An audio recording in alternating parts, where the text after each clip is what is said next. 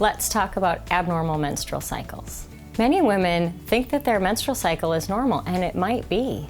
However, I do think many women live with very heavy, very painful menstrual cycles for a long time before they ask somebody if it's normal or not.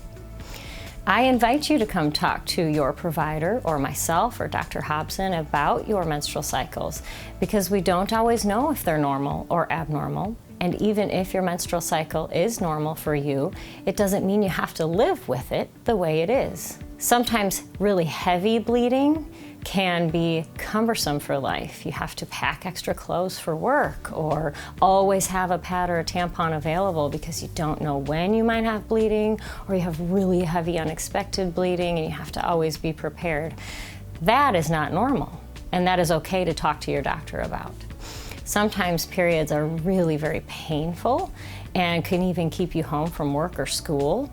That is not normal, and you should come talk to your doctor or myself or Dr. Hobson about that problem. When you have abnormal menstrual cycles, heavy or painful, sometimes we will do some testing to help understand why your cycle might be very heavy or painful.